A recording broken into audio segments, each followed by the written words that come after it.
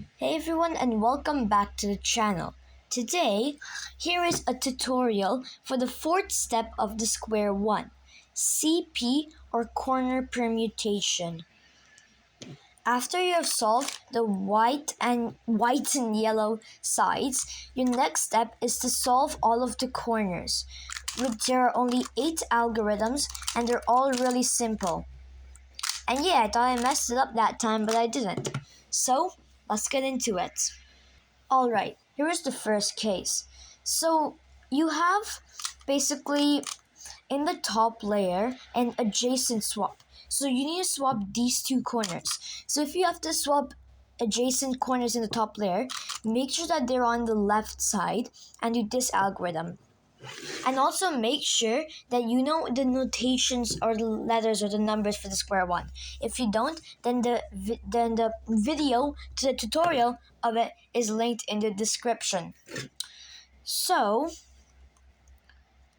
/03 /0 negative 3 /03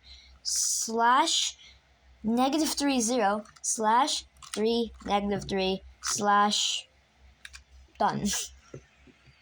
The next case is the exact same thing, however, the adjacent swap is on the bottom or the yellow side.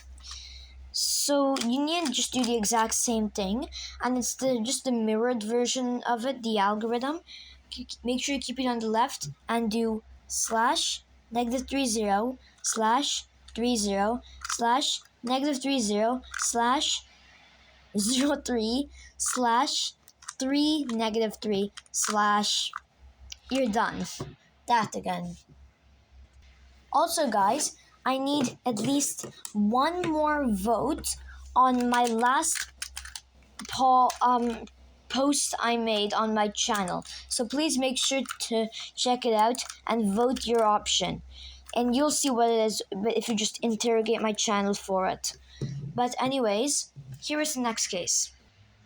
So basically on this case, you have a diagonal two corner swap on the top layer, right here, diagonal swap. So you can keep it from anywhere you want, anywhere you want. So the algorithm is really simple, /33 /30, and keep repeating that, /33 /30 /33 and then that is where the algorithm ends. So it's this pattern that repeats 2.2.5 times. Well, technically like 2.6. The next case is the exact same thing, however, on the bottom. That's right. So the last case was on yellow or black if you have black on your Square-1, which is the wrong color. But in this case, it's white. So you can hold it from any angle and do the exact same algorithm. However, the second part of the pattern is on the bottom, not the top. /33 /03 /33 /03 /33 and again you can see it's just this pattern repeating 2.5 or 2.6 or like, hold on, let me calculate. Let me cook. 2.66. Yeah, technically it's this pattern repeating I think this pattern. Okay, let me get it this time. This pattern repeating 2.66 times. There we go. Now I got it. Those were the 4 algorithms you should already know from knowing how to solve the Square-1. Here are the next few. So there are 4 more cases you should know how to solve, and you're supposed to use those 4 algorithms to solve these 4 cases. But guess what? There's more. So in this case, you have a diagonal swap in the top layer, but an adjacent swap in the bottom layer. So on the top layer, I think you can keep it in any position you want. Let me just test it out. Yes, it works. But on the bottom layer, you have to keep the adjacent swap on the right this time, not the left. So this algorithm is really simple.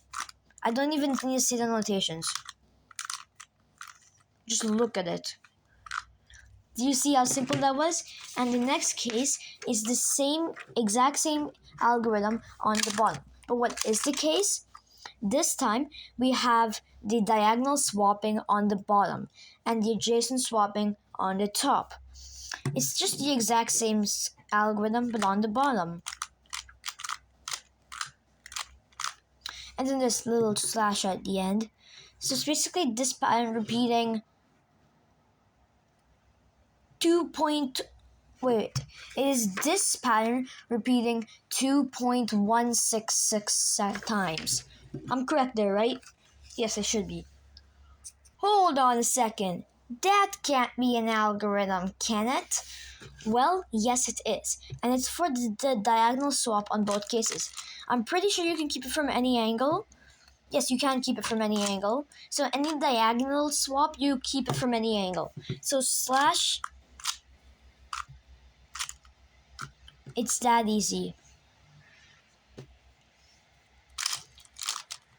Okay, maybe not that fast though. Whoa, another tiny algorithm. This, I believe, is the most common case. I could be wrong, but I should be right.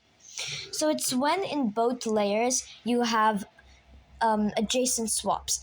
But this time, you have to keep the solved sides, the solved bars at the back. So the adjacent swaps in the front. Adjacent swaps are confusing on where to keep it. But trust me, it'll make sense the more you practice CP.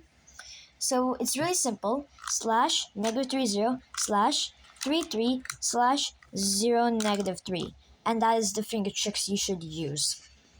That's it for today's video. I hope you liked it. And make sure to like and subscribe because 80% of you guys are not subscribed. So make sure, please, to subscribe. And please stop making my cubes disappear. But anyways, bye and see you in the next video.